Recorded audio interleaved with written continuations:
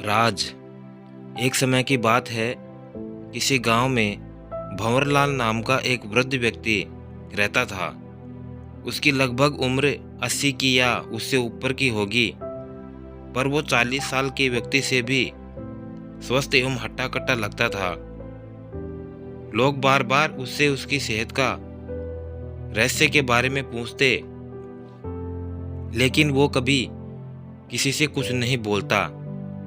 एक दिन राजा को भी भंवरलाल के बारे में पता चला और राजा भी उसकी सेहत का रहस्य जानने के लिए उत्सुक हो गया।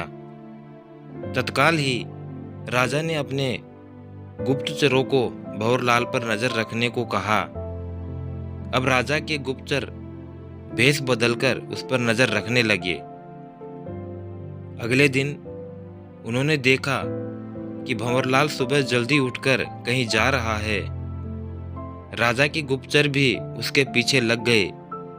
भंवरलाल तेजी से चलता जा रहा था।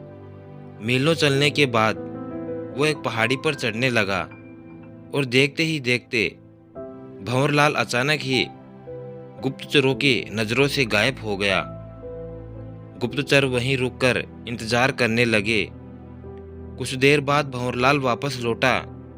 उसने मुट्ठी में कुछ छोटे छोटे फल के टुकड़े रखे थे और उन्हें खाता हुआ चला आ रहा था। गुप्तचरों ने विचार किया कि हो न हो ये भंवरलाल इन्हीं रहस्यमयी फलों को खाकर इतना स्वस्थ रहता होगा। अगले दिन गुप्तचरों ने दरबार में उन्होंने राजा को सारा किस्सा कह सुनाया। राजा ने उसी पहाड़ी पर जाकर उन फलों का पता लगाने का आदेश दिया, और बहुत खोजबीन करने के बाद भी कोई भी ऐसा असाधारण फल वहां नहीं दिखा। अंत में थक हार कर राजा ने भंवरलाल को दरबार में हाजिर करने को कहा। भंवरलाल, हम इस उम्र में भी तुम्हारी इतनी अच्छी सेहत देखकर बहुत प्रसन्न हुए हैं। जरा हमें भी बताओ, तुम्हारी सेहत का रहस्य क्या है? भंवरलाल कुछ देर सोचता रहा और फिर बोला, महाराज, मैं रोज पहाड़ी पर जाकर एक रहस्यमयी फल खाता हूँ और वही मेरी सेहत का रहस्य है। राजा ने कहा, ठीक है, चलो हमें भी वहां लेकर चलो और दिखाओ कि वो कौन सा फल है। सभी लोग पहाड़ी की ओर चल दिए। वहां पहुंचकर भंवरलाल ने उन्हें एक बेर के पेड़ के पास ले गया और उसके फलों को दिखाते हुए बोला, हुजूर, यही वो फल है जिसे मैं रोज खाया करता हूँ। राजा क्रोधित होते हुए बोले, भंवरलाल, क्या तुम हमें मूर्ख समझते हो? जिस फल की तुम बात कर रहे हो इसे हर रोज हजारों लोग खाते हैं, पर सभी तुम्हारी तरह सेहतमंद क्यों नहीं हैं? भंवरलाल ने विनम्रता पूर्वक बोला, महाराज, हर रोज हजारों लोग जो फल खाते हैं वो बेर का फल होता है, पर मैं जो फल खाता हूँ वो सिर्फ बेर का फल नहीं होता, वो मेरी मेहनत का फल होता है।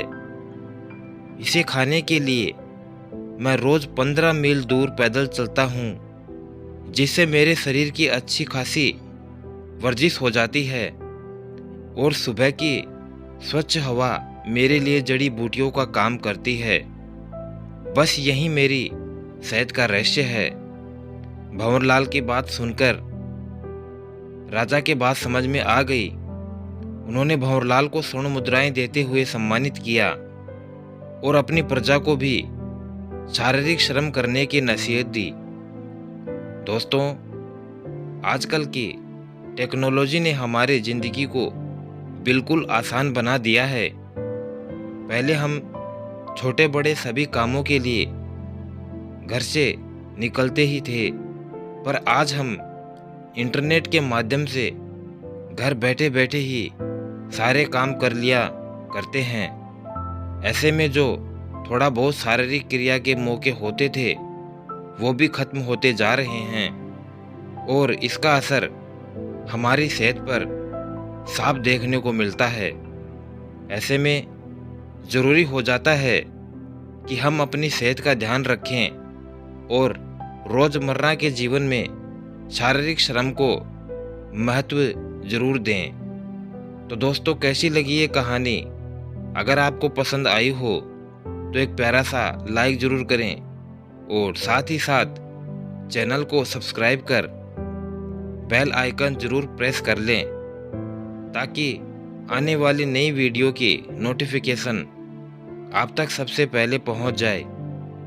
वीडियो को अंत तक देखने के लिए आपका दिल से बहुत बहुत धन्यवाद। जय श्री श्याम।